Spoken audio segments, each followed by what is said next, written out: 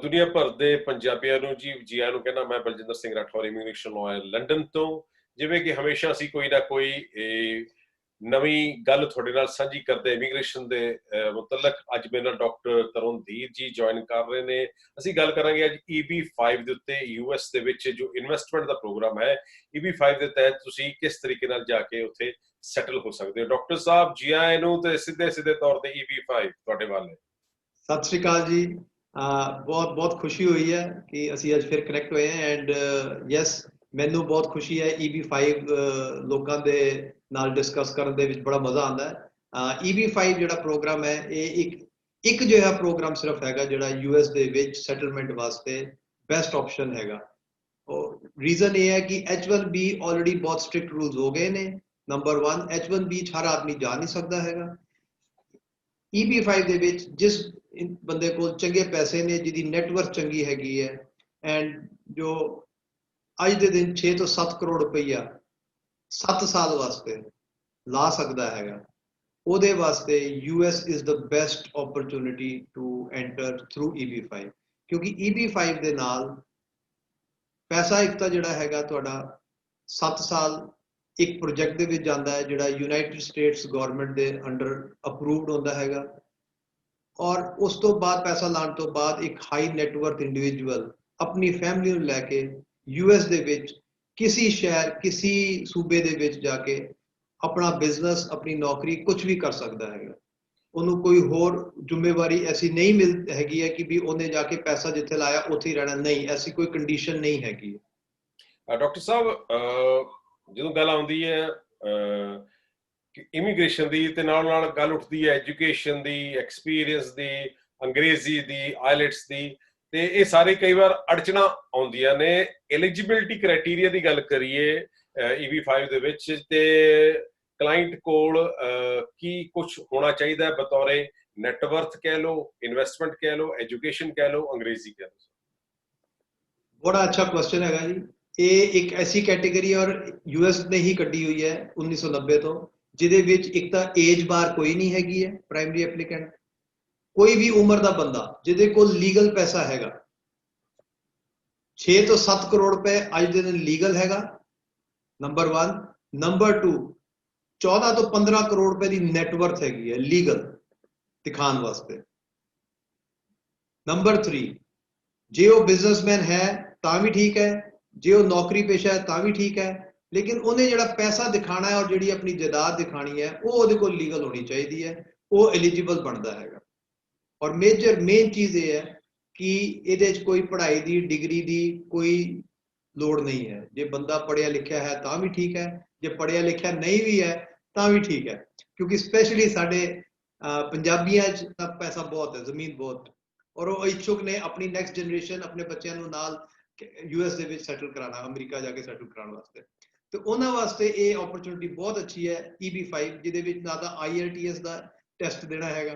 ਤੇ ਖੈਰ ਕਹਿਣ ਤੋਂ ਭਾਵ ਹੈ ਕਿ ਜਿਹਦੇ ਕੋਲ ਪੈਸਾ ਹੈ, ਭਾਵੇਂ ਉਹ ਜ਼ਿਮੀਂਦਾਰ ਹੈ, ਭਾਵੇਂ ਦੁਕਾਨਦਾਰ ਹੈ, ਭਾਵੇਂ ਉਹਨੇ ਬਿਜ਼ਨਸ ਰਾਹੀਂ ਪੈਸਾ ਕਮਾਇਆ ਹੈ, ਸਾਰੇ ਮੈਂ ਸਾਰਿਆਂ ਨੂੰ ਮੈਂ ਵਿੱਚ ਸਾਂਝਾ ਕਰ ਲਾਂ। ਹਾਂਜੀ ਡਾਕਟਰ ਸਾਹਿਬ ਪਲੀਜ਼ ਕਹਿ ਰਹੀ ਹੋ। ਹਾਂਜੀ, ਸੋ ਤੁਹਾਡੀ ਗੱਲ ਸਹੀ ਹੈ। ਕੋਈ ਵੀ ਬੰਦਾ ਹੋਵੇ ਜਿਹਦੇ ਕੋਲ ਪੈਸੇ, ਲੀਗਲ ਪੈਸੇ ਹੈਗੇ ਆ, ਔਰ ਉਹ ਇੱਛੁਕ ਹੈ ਕਿ ਅਮਰੀਕਾ ਜਾ ਕੇ ਸੈਟਲ ਹੋਣਾ, ਕਿਉਂਕਿ ਅਮਰੀਕਾ ਨੇ ਹੁਣ ਅੱਜ ਦੇ ਦਿਨ ਇਹ ਬਹੁਤ ਜ਼ਿਆਦਾ EB-5 ਦੇ ਕਲਾਇੰਟਸ ਨੂੰ ਪ੍ਰਾਇਰਟੀ ਦੇਣੀ ਹੈਗੀ ਹੈ। ਇਹ ਮੈਂ ਗੱਲ ਦੱਸ ਦੇਵਾਂ, ਬਿਕੋਜ਼ ਹਰ ਕੰਟਰੀ ਨੂੰ ਅੱਜ ਦੇ ਦਿਨ ਇਨਵੈਸਟਰ ਚਾਹੀਦੇ ਆ, ਔਰ ਸਪੈਸ਼ਲੀ US ਨੂੰ ਦੇ ਵੈਲਕਮ ਓਨਲੀ ਗੁੱਡ ਇਨਵੈਸਟਰਸ, ਕਿਉਂਕਿ ਉਹ ਤੁਹਾਨੂੰ ਇੱਕ ਫਰੀडम ਦਿੰਦੇ ਆ ਕਿ ਤੁਸੀਂ ਆ ਕੇ ਕੰਟਰੀ ਦੇ ਵਿੱਚ ਆਪਣੀ ਨੌਕਰੀ ਕਰੋ, ਕੰਮ ਕਰੋ, ਹੋਰ ਪੈਸਾ ਲਾ ਕਰੋ, ਸਾਨੂੰ ਤੁਸੀਂ ਇੰਨੇ ਪ੍ਰੋਜੈਕਟ ਦੇ ਵਿੱਚ ਪੈਸੇ ਦੇ ਦਿਓ ਇੱਕ ਵਾਰੀ, ਔਰ 7 ਸਾਲਾਂ ਬਾਅਦ ਵਾਪਸ ਲੈ ਲਓ।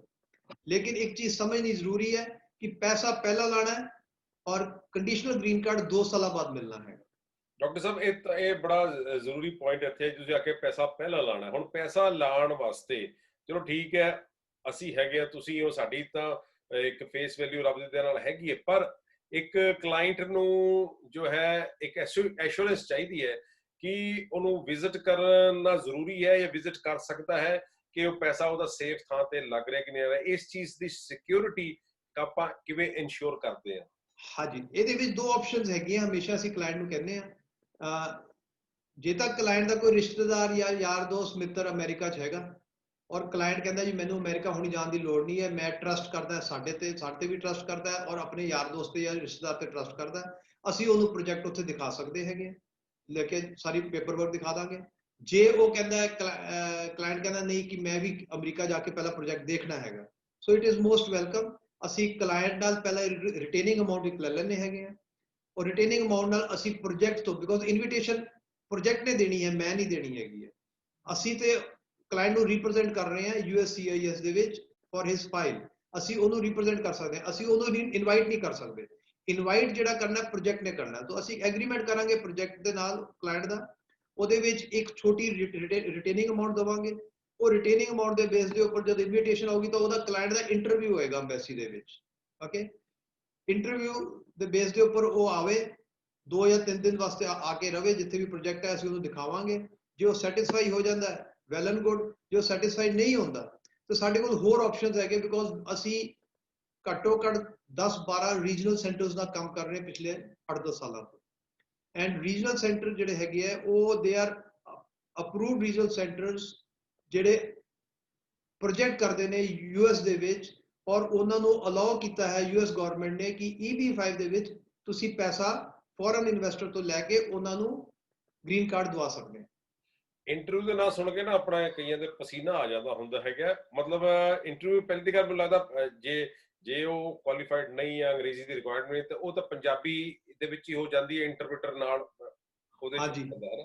ਪਲੱਸ ਉਹਨੂੰ ਮੇਨ ਪ੍ਰੋਜੈਕਟ ਬਾਰੇ ਜ਼ਿਆਦਾ ਪਤਾ ਹੋਣਾ ਚਾਹੀਦਾ, ਪਲੱਸ ਜੋ ਉਹਨੇ ਨੈਟਵਰਥ ਦੇ ਆਪਣੇ ਕਾਗਜ਼ ਜਮ੍ਹਾਂ ਕਰਾਏ ਨੇ ਉਹ ਸਾਰੇ ਜੈਨੂਨ ਨੇ, ਜੈਨੂਨ ਉਹਦੀ ਪ੍ਰਾਪਰਟੀ, ਜੈਨੂਨ ਉਹਦੇ ਸੇਵਿੰਗਸ ਨੇ, ਹਾਂਜੀ ਤੇ ਮੇਰੇ ਖਿਆਲ ਹਾਂਜੀ। ਇੰਟਰਵਿਊ 'ਚ ਜ਼ਿਆਦਾ ਘਬਰਾਉਣ ਦੀ ਲੋੜ ਨਹੀਂ ਹੈਗੀ ਹੈ। ਇੰਟਰਵਿਊ ਕੁਝ ਵੀ ਨਹੀਂ ਹੈ, ਉਹ ਇੱਕ ਸਿਰਫ ਹਊਆ ਬਣਿਆ ਹੋਇਆ ਹੈ ਸਪੈਸ਼ਲੀ ਉਹਨਾਂ ਲੋਕਾਂ ਵਾਸਤੇ ਜਿਹੜੇ ਵਿਚਾਰੇ ਪੜ੍ਹੇ ਲਿਖੇ ਨਹੀਂ, ਉਹ ਡਰ ਜਾਂਦੇ ਆ। ਲੇਕਿਨ ਮੈਂ ਸਮਝਾਉਣਾ ਚਾਹੁੰਦਾ, ਕਿਉਂਕਿ ਤੁਸੀਂ EB-5 ਦੇ ਪ੍ਰੋਜੈਕਟ ਦੇ ਵਿੱਚ ਇਨਵੀਟੇਸ਼ਨ ਆਇਆ ਹੈਗਾ ਔਰ ਤੁਹਾਡੇ ਆਪਣੀ ਜੇ ਨੈਟਵਰਥ ਅੱਛੀ ਹੈਗੀ ਹੈ, ਤੁਹਾਡੇ ਉਹੀ ਡਾਕੂਮੈਂਟ ਲੱਗਣੇ, ਤੁਹਾਡੀ ਇਨਕਮ ਟੈਕਸ ਦੀ ਰਿਟਰਨ ਲੱਗਣੀ ਹੈ, ਤੁਹਾਡੀ ਬੈਂਕ ਬੈਲੈਂਸ ਲੱਗਣੀ ਹੈ, ਔਰ ਤੁਹਾਨੂੰ ਪਤਾ ਹੈ ਕਿ ਤੁਸੀਂ ਕਿਉਂ ਜਾ ਰਹੇ ਹੋ, ਤੁਹਾਨੂੰ ਕੰਪਨੀ ਦਾ ਨਾਮ ਪਤਾ, ਤੁਹਾਡੇ ਕੋਲ ਲੈਟਰ ਹੈਗੀ ਹੈ। ਉਹਨਾਂ ਨੇ ਵੀ ਜਿਹੜੇ ਬੰਦੇ ਬੈਠੇ ਨੇ ਉੱਥੇ ਐਮਬੈਸੀ ਦੇ ਵਿੱਚ, ਉਹਨਾਂ ਨੇ ਵੀ ਉਹੀ ਕੁਐਸਚਨ ਪੁੱਛਣੇ ਆ, ਉਹਨਾਂ ਨੇ ਆਊਟ ਆਫ ਦੀ ਸਬਜੈਕਟ ਕੋਈ ਵੀ ਕੁਐਸਚਨ ਨਹੀਂ ਪੁੱਛਦੇ ਕਿਸੇ ਨੂੰ ਵੀ।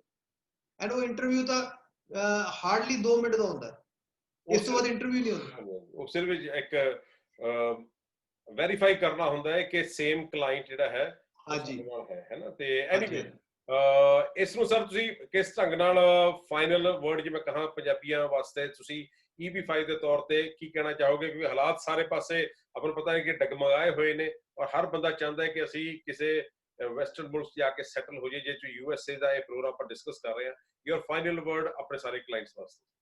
ਹਾਂ, ਫਾਈਨਲ ਵਰਡ ਇਹ ਹੈ ਕਿ ਜਦੋਂ ਅਸੀਂ 6, 7, 8, 10 ਕਰੋੜ ਰੁਪਏ ਸੋਚਦੇ ਹਾਂ ਕਿ ਅਸੀਂ ਦੂਜੇ ਮੁਲਕ ਜਾ ਕੇ ਲਾਣਾ ਹੈਗਾ ਔਰ ਕੰਮ ਕਰਨਾ ਹੈ, EB-5 ਦੇ ਵਿੱਚ ਇਨਸਾਨ ਕੋਈ ਵੀ ਹੈਗਾ ਜਿਹੜਾ ਐਪਲੀਕੈਂਟ ਹੈ, ਉਹਦੇ ਵਾਸਤੇ ਇੱਕ ਬਹੁਤ ਸੇਫਟੀ ਪੁਆਇੰਟ ਹੈ ਕਿ ਉਹਨੇ ਆਪ ਜਾ ਕੇ ਮਿਹਨਤ ਨਹੀਂ ਕਰਨੀ ਹੈ, ਉਹਨੇ ਪੈਸੇ ਲਾ ਦੇਣੇ ਹੈ ਪ੍ਰੋਜੈਕਟ ਦੇ ਵਿੱਚ, ਔਰ ਲੀਗਲ ਪ੍ਰੋਜੈਕਟ ਹੈਗਾ, ਐਸਕਰੋ ਦੇ ਅਕਾਊਂਟ ਦੇ ਵਿੱਚ ਜਾ ਕੇ ਪੈਸਾ ਜਾਣਾ ਹੈਗਾ, ਜਿਹਦੇ ਵਿੱਚ ਕੋਈ ਸ਼ੱਕ ਨਹੀਂ ਹੈ, ਉਹਦੇ ਬੈਂਕ ਤੋਂ ਕੋਈ ਐਸਾ ਇਲੀਗਲ ਪੈਸਾ ਇੱਕ ਵੀ ਨਹੀਂ ਜਾਣਾ ਹੈਗਾ। ਜਿਹੜੀ ਫੀਸਾਂ ਵੀ ਹੈਗੀਆਂ, ਐਡਮਿਨਿਸਟ੍ਰੇਟਿਵ ਫੀਸ ਔਰ ਲੀਗਲ ਫੀਸਿਸ ਜਿੰਨੀਆਂ ਵੀ ਹੈਗੀਆਂ, ਉਹ ਵੀ ਮਿਲਾ ਕੇ ਸਾਰਾ ਕੁਝ ਅਕਾਊਂਟ ਟੂ ਅਕਾਊਂਟ ਟ੍ਰਾਂਸਫਰ ਹੋਣਾ ਹੈ। ਔਰ ਬੰਦੇ ਨੂੰ ਬੜੀ ਸ਼ੋਰਿਟੀ ਇਸ ਚੀਜ਼ ਦੀ ਹੈ ਕਿ ਵੀ ਉਹਨੇ ਜਾ ਕੇ ਆਪ ਮਿਹਨਤ ਨਹੀਂ ਕਰਨੀ ਹੈ। ਜੇ ਉਹਦੇ ਕੋਲ ਫालतू ਪੈਸਾ ਪਿਆ, ਆਪਣੀ ਲਾਈਫ ਇੰਜੋਏ ਕਰੇ, 7 ਸਾਲਾਂ ਬਾਅਦ ਉਹਨੂੰ ਪੈਸਾ ਮਿਲ ਜਾਣਾ ਵਾਪਸ ਇਹ ਵਾਲਾ। ਨਾਲ ਉਹਨੂੰ ਇੰਟਰਸਟ ਵੀ ਮਿਲਣਾ ਹੈ ਨਾ ਇਸ ਦੌਰਾਨ। ਇੰਟਰਸਟ ਜਿਹੜਾ ਹੈਗਾ ਜੀ, ਇੰਟਰਸਟ ਅਸੀਂ ਇਸ ਕਰਕੇ ਜ਼ਿਆਦਾ ਉਹਨੂੰ ਪ੍ਰਮੋਟ ਨਹੀਂ ਕਰਦੇ ਕਿਉਂਕਿ ਡਿਪੈਂਡ ਕਰਦਾ ਕਿਹੜੇ ਪ੍ਰੋਜੈਕਟ ਦੇ ਵਿੱਚ ਕਲਾਇੰਟ ਸੈਟੀਸਫਾਈ ਹੈ। ਅਸੀਂ ਉਹਨੂੰ ਕਲਾਇੰਟ ਨੂੰ 2-3 ਪ੍ਰੋਜੈਕਟ 4 ਪ੍ਰੋਜੈਕਟ ਹਮੇਸ਼ਾ ਦਿਖਾਉਂਦੇ ਹੈਗੇ। ਕੋਈ ਪ੍ਰੋਜੈਕਟ 2% ਦਿੰਦਾ, ਕੋਈ ਪ੍ਰੋਜੈਕਟ 4% ਦਿੰਦਾ, ਔਰ ਕਈ ਪ੍ਰੋਜੈਕਟ ਐਸੇ ਨੇ, ਫॉर ਐਗਜ਼ਾਮਪਲ ਮੈਂ ਦੱਸਦਾ, ਜਿਵੇਂ ਹੁਣ ਹਯਾਤ ਹੋਟਲ ਗਰੁੱਪ ਜਿਹੜਾ ਹੈਗਾ ਆਲ ਓਵਰ ਵਰਲਡ ਹੈਗਾ, JW ਮੈਰਿਟ ਹੈ, ਉਹ ਕਹਿੰਦੇ ਵੀ ਅਸੀਂ ਪੈਸੇ ਕਿਸ ਚੀਜ਼ ਦੀ ਦਈਏ, ਬਿਕੋਜ਼ ਉਹ ਤਾਂ ਆਲਰੇਡੀ ਐਸਟੈਬਲਿਸ਼ਡ ਬ੍ਰਾਂਡ ਹੈਗੇ ਨਾ ਜੀ, ਗਲੋਬਲ ਬ੍ਰਾਂਡ ਹੈਗੇ, ਉਹ ਪੈਸੇ ਨਹੀਂ ਦਿੰਦੇ ਹੈਗੇ। ਹਾਂ, ਕੁਝ ਪ੍ਰੋਜੈਕਟ ਐਸੇ ਹੈਗੇ ਆ ਜਿਹਦੇ ਵਿੱਚ ਉਹਨਾਂ ਨੂੰ ਰੀਜਨਲ ਸੈਂਟਰ ਨੂੰ ਪ੍ਰੋਜੈਕਟ ਚਲਦੇ ਹੀ ਕਮਾਈ ਸ਼ੁਰੂ ਹੋ ਜਾਂਦੀ ਹੈ, ਪ੍ਰੋਜੈਕਟ ਦਾ ਰੇਟ ਵੱਧ ਜਾਂਦਾ, ਉਹਨਾਂ ਕੋਲ ਬਾਇਰਸ ਬਹੁਤ ਹੁੰਦੇ ਹੈਗੇ, ਉਹਦੇ ਵਿੱਚ ਉਹ 2% ਤੋਂ ਲੈ ਕੇ 4% ਤੱਕ ਉਹ ਕੰਟਰੈਕਟ ਦੇ ਵਿੱਚ ਪਹਿਲੇ ਦਿਨ ਹੀ ਫਾਈਨਲ ਹੋ ਜਾਂਦਾ ਹੈਗਾ। ਉਸ ਹਿਸਾਬ ਨਾਲ ਉਹਨੂੰ ਪੈਸੇ ਮਿਲਨੇ ਕਲਾਇੰਟ ਨੂੰ, ਉਹ ਵੀ ਜਦੋਂ ਉਹਨੇ ਕੰਡੀਸ਼ਨਲ ਗ੍ਰੀਨ ਕਾਰਡ ਦੇ ਉੱਪਰ US ਲੈਂਡ ਕਰਨਾ, ਉਸ ਤੋਂ ਪਹਿਲਾ ਸਾਲ ਸ਼ੁਰੂ ਹੋਣਾ। ਸੋ ਪਹਿਲੇ 2 ਸਾਲ ਦੇ ਵਿੱਚ ਕੋਈ ਰਿਟਰਨ ਨਹੀਂ। ਤੇ ਇਹਦਾ ਮਤਲਬ ਕਿ ਆਲਮੋਸਟ $1 ਮਿਲੀਅਨ ਬੰਦੇ ਕੋਲ ਹੋਵੇ, ਤਕਰੀਬਨ 9 ਕਰੋੜ ਇੰਡੀਅਨ ਰੁਪੀਸ ਦੇ ਹਿਸਾਬ ਨਾਲ, ਜਾਂ ਇੰਨਾ ਹਾਂਜੀ ਹਾਂਜੀ ਹੋਵੇ, ਉਹ ਪੈਸੇ ਨੂੰ ਲਾ ਦੇ, 7 ਸਾਲ ਬਾਅਦ ਪੈਸਾ ਆਪਣਾ ਵਾਪਸ ਲੈ ਲੇ, ਬਸ ਇਸ ਦੌਰਾਨ ਉਹ ਬੰਦਾ ਉੱਥੇ ਪੱਕਾ ਹੋ ਜਾਂਦਾ ਹੈਗਾ।